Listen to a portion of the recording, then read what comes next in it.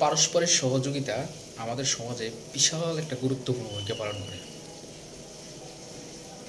কিছু কিছু conservative family ছাড়া, বিশেষ করে কনজারভেটিভ ফ্যামিলি হচ্ছে সংকীর্ণ মনা কিছু ফ্যামিলি আছে, যে ফ্যামিলিগুলো বা যে পরিবারগুলো স্বামী বা স্ত্রী কেউ কারো উপর কর্তৃত্ব খাটায়, তাদেরকে কনজারভেটিভ ফ্যামিলি বলা হয়। যেমন ধরুন, যে পুরুষ হয় সে সবসময় চিন্তা করে মেয়েদের দ্বারা কাজ করাবে, আর যে মহিলা বা যে মেয়েরা মায়ের নেতৃত্বে বড় হয়ে থাকে ওই মেয়েরা চিন্তা করে স্বামীর দ্বারা তাকে শাসন করাবে, স্বামীকে তার কথা মতো তার অধীনস্থ রাখবে।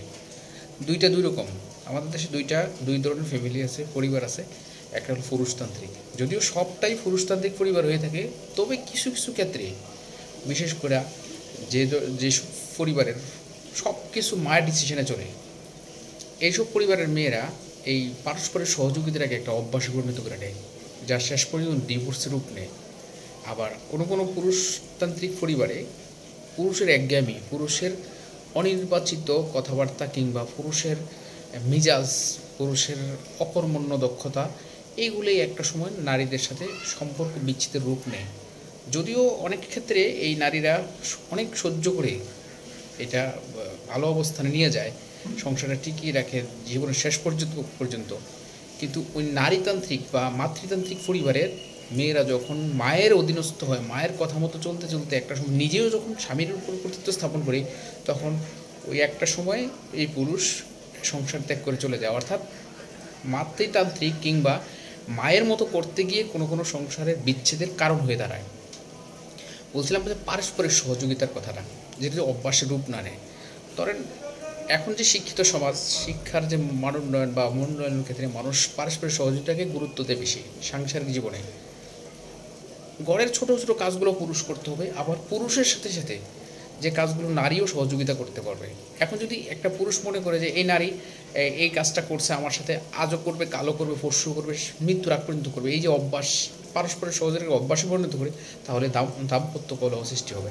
আবার কোনো কোনো নারী যদি চিন্তা করে আমার স্বামী আমার সাথে ঘরে কাজ করছে, বিছানা গুছাইছে, রান্না সহযোগিতা করছে, আজকে করছে, কালকেও করবে, পরশুও করবে, সারা জীবন সে এটা অভ্যাসে পরিণত করবে, তখন তাদের মধ্যে কলহ সৃষ্টি হবে।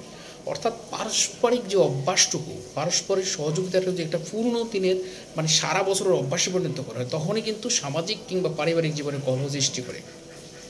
তো আমার যে বক্তব্যটা হচ্ছে, স্বামী বা স্ত্রী কিংবা স্বামী স্ত্রী অথবা পরিবারের সকল সদস্য পারস্পরিক সহযোগিতাপূর্ণ আচরণ করবেন।